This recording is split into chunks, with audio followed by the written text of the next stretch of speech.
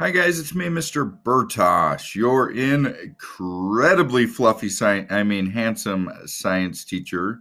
And in this video, well, guess what? We're going to be talking about the animal kingdom. Hooray!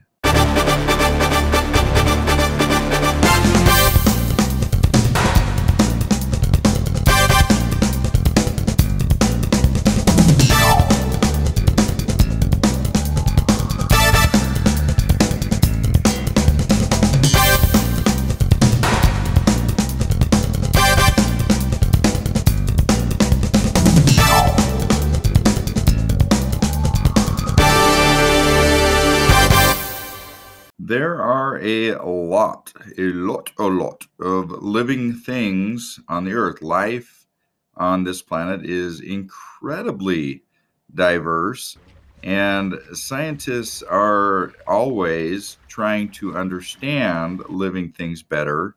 And one way that we do that is by classifying them based on how they are alike and how they are different.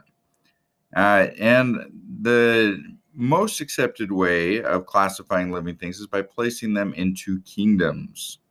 So there are, depending on who you want to believe, there are either 5 kingdoms or 6 kingdoms, and some scientists even say there are 8 kingdoms.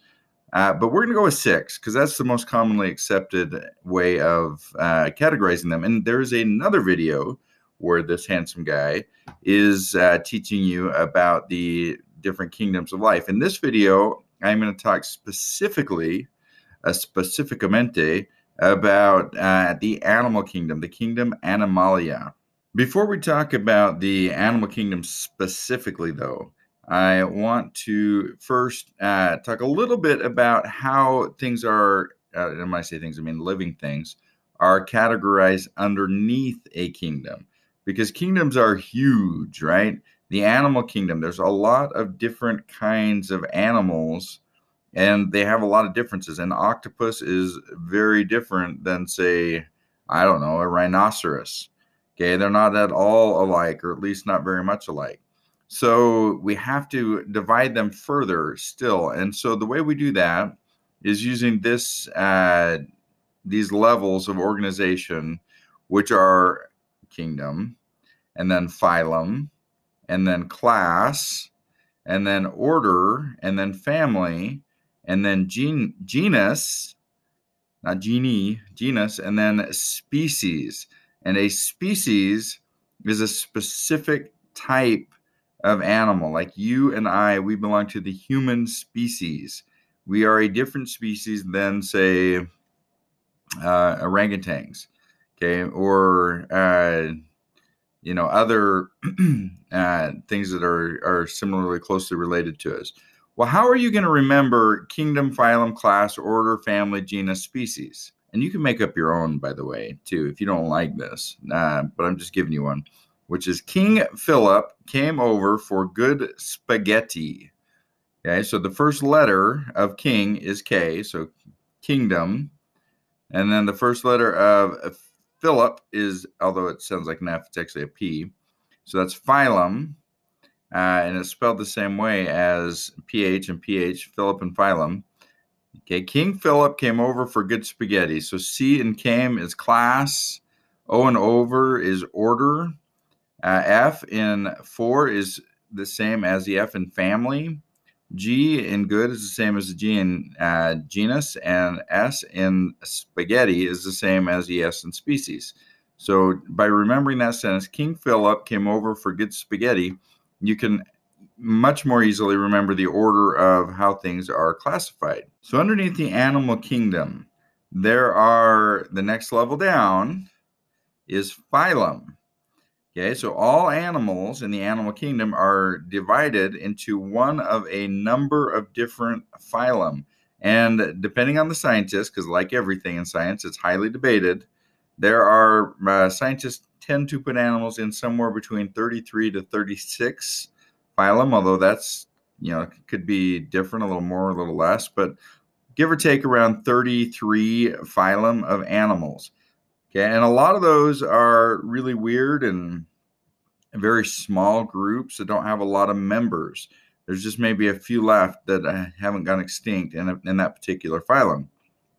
Most living things belong in one of 9 phylum. And so we're going to go through those main phylum here in this video very quickly.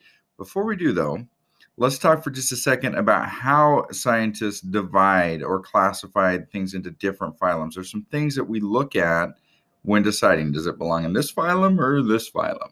The first thing that scientists look at when dividing animals into different phylum is their symmetry. Well, what is symmetry? Symmetry is a fancy, sciencey word because remember, scientists like to use big words to impress girls so that they can get dates instead of saying things using regular, normal human words. So symmetry means the shape of an animal. Okay, the shape of its body. Symmetry refers to how the animal's body is shaped. And there are 3 types of symmetry in the animal kingdom. And I'm going to explain what each one means so that it will help it come into focus for you. Okay, the 3 types are asymmetrical, radial symmetry, and bilateral symmetry. And I'm going to start with bilateral symmetry because that is what we are as humans.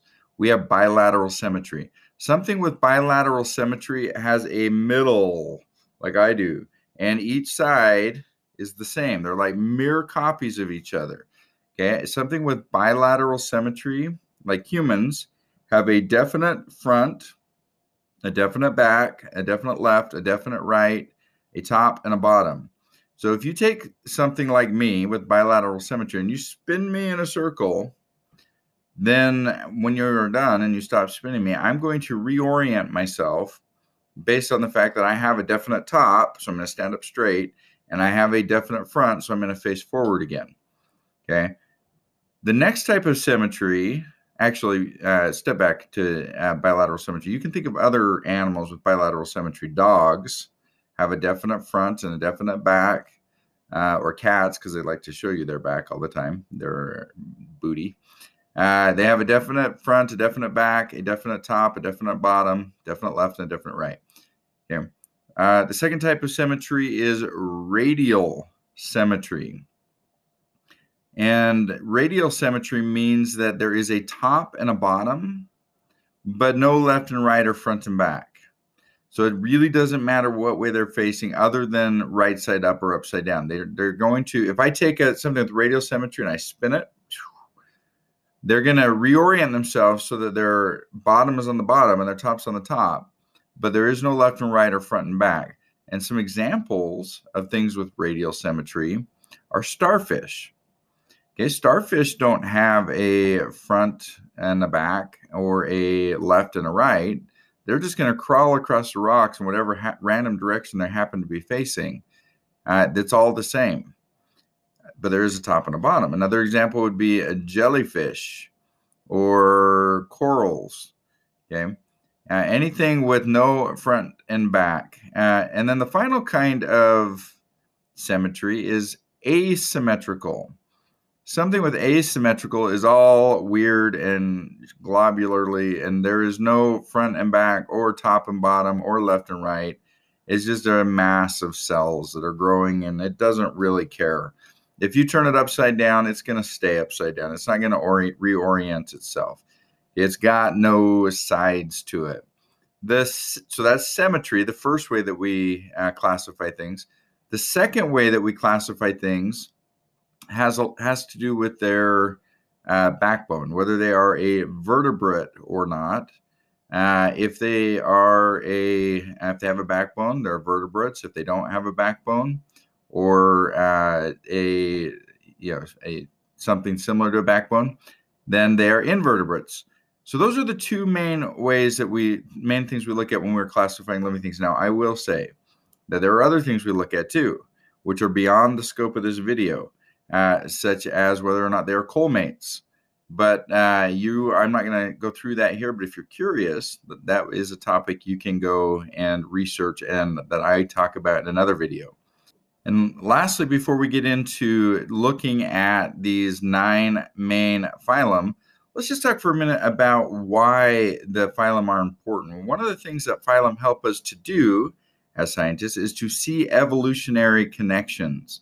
Things in one phylum tend to be more closely related in terms of evolution to each other than to things of another phylum. So all of the things that are in the Chordata phylum, which is what we belong to, are more closely related than, say, things in Echinodermata, which is where the starfish are, for example, and us.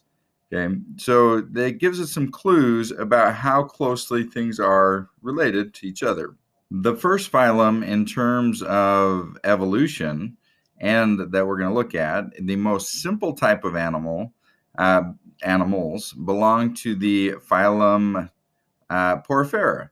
And if you've ever watched SpongeBob, you are familiar with Porifera because that's exactly what SpongeBob is. Okay, Porifera, por sounds like porous, refers to sponges. Sponges are animals, but they cannot move. They don't have any complex organs or organ systems. They're barely evolved animals. They are made of animal cells, but the animal cells are all independent. They're stuck together, but they're independent. They work independently from one another to keep themselves alive by obtaining food as individual cells as the water from their environment goes through the porous sponges. They are asymmetrical, meaning that they have no definable shape. If you turn them upside down, they're going to stay upside down. There is no upside down. Okay, they're just masses of cells. So that is the kingdom Porifera. The next kingdom is the kingdom Cnidaria. And it looks kind of like Cnidaria because it's got a silent C at the beginning, but it is Cnidaria.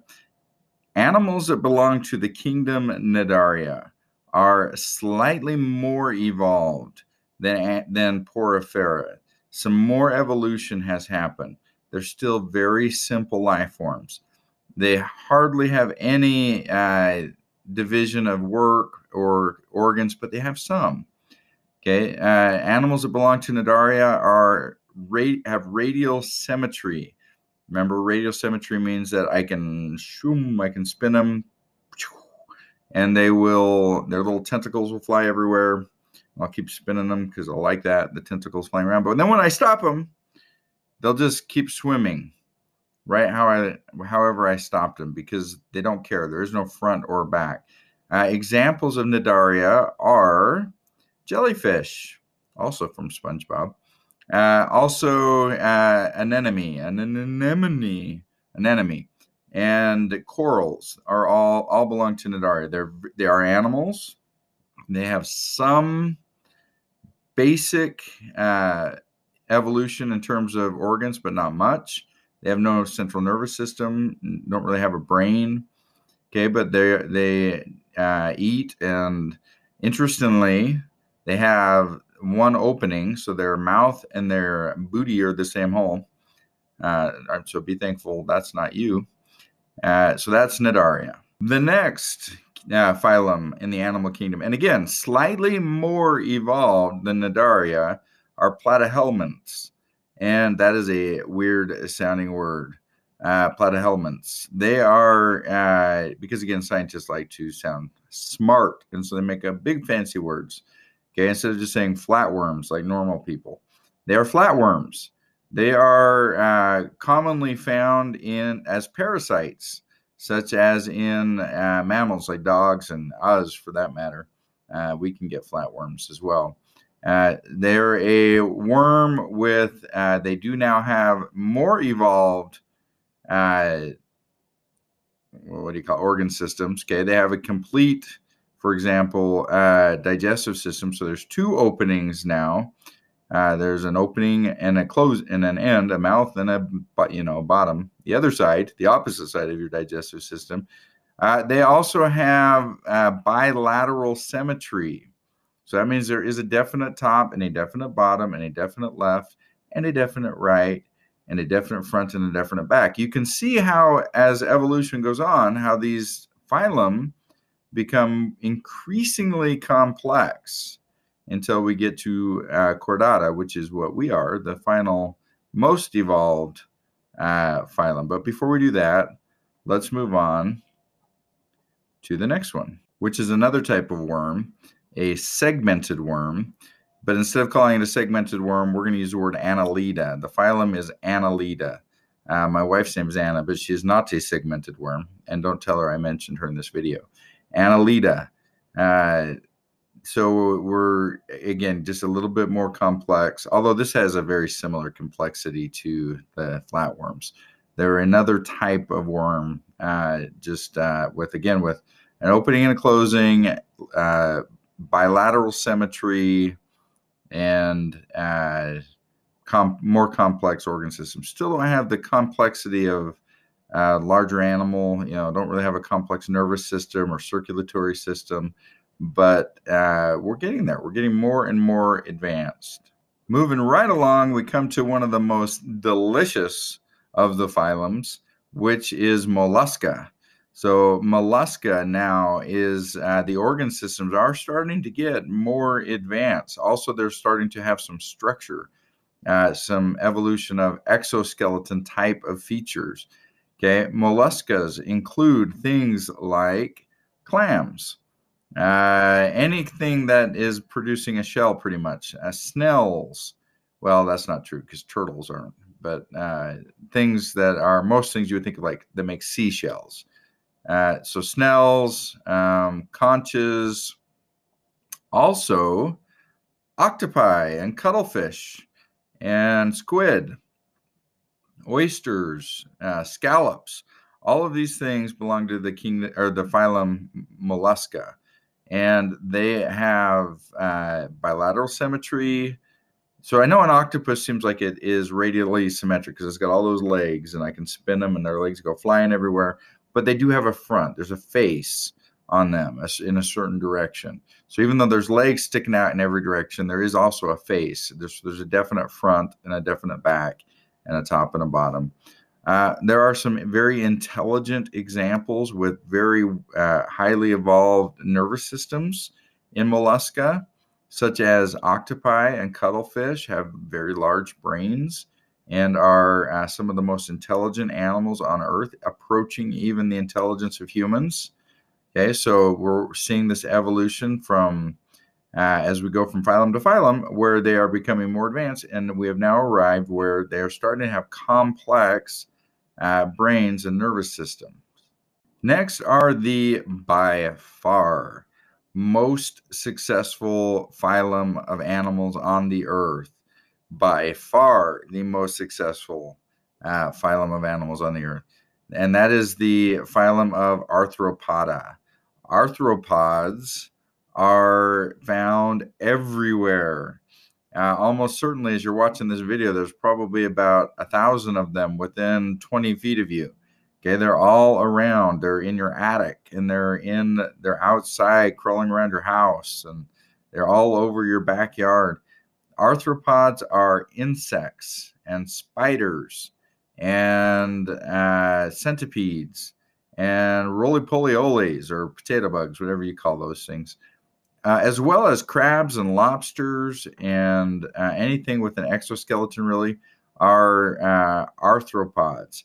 Okay, arthropods are everywhere. For every one of all the other animals, there's thousands and thousands, if not tens of thousands of arthropods. There's more arthropods in your house right now or your apartment or wherever you live than you by far.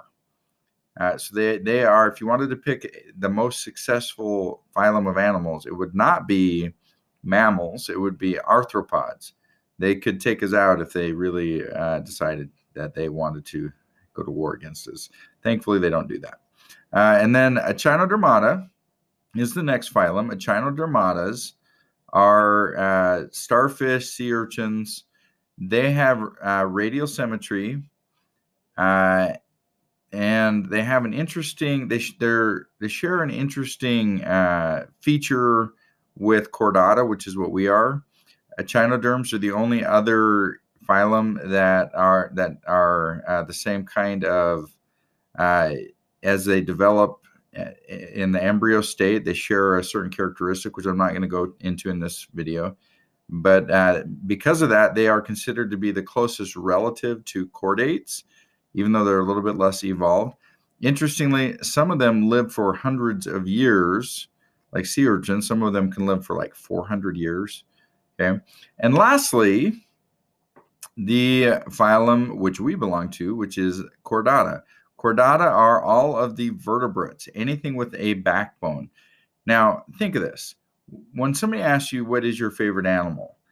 And you think really hard about all the animals that are out there, it's usually, more often than not, we pick an animal from Chordata, like, I don't know, a panda, or my favorite, which is an otter, because they're snuggly, or a dog, or whatever, a dolphin, okay, or a shark. All of those things are chordates. They all belong to the phylum Chordata. But chordates make up 5% only of all the animals on Earth. So 95% of animals are outside of the phylum Chordata. But that is what we tend to think of as animals, because those are the biggest ones that we see most often, like squirrels, anything with a skeleton, anything that has a backbone. Tend to be, by and large, what we think of as animals, even though they're just 5% of the animals. And the spiders and the insects and the worms and the jellyfish and all of these other things that are out there, there are way more of them than there are of the chordates. However, since those are what we tend to think about when we think about animals, it is worth now looking at the classes. Remember the order of classification of things. Okay, we've done kingdoms and phylum, and now we're going to do classes that are under the phylum of Chordata, and they are things that you are very familiar with. Okay, we divide the phylum of Chordata into fish, amphibians, reptiles, birds, and mammals. So all of the chordates, everything with a backbone, is either a fish, an amphibian, a reptile, a bird, or a mammal. But again, that's just 5% of the things that are alive on the Earth. Now, we can see the same evolutionary progression in these classes, starting with fish, which are the most early evolved chordates, moving on to amphibians, which are kind of half fish-ish. They're fish-like. They live in the water, a lot of them, most of them. Spend at least part of their life in the water and then move on to land. And then reptiles are a little bit more evolved than the amphibians because now they live entirely on land. And then we evolve into either birds or mammals. Both birds and mammals evolved from reptiles and are warm-blooded and have the ability to keep themselves warm. Mammals have a 4-chambered heart. We're considered the most evolved. We have a 4-chambered heart and other features, a large brain that really allow us to be successful. Some of us have fabulous beards. We have hair like this fabulous beard, not very much up here, sadly. Make milk, have live births. Okay. So we can see that same trend towards becoming increasingly complex, even within the chordates.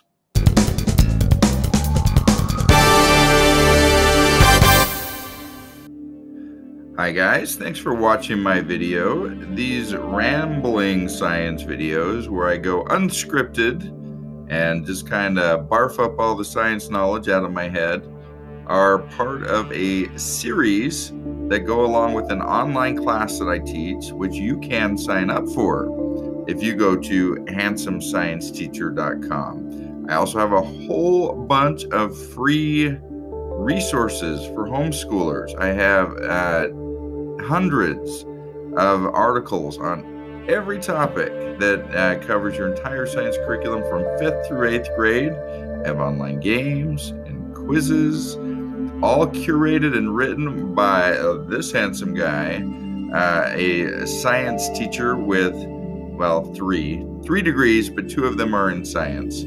So it's targeted right to and directly to your science students. So sign up.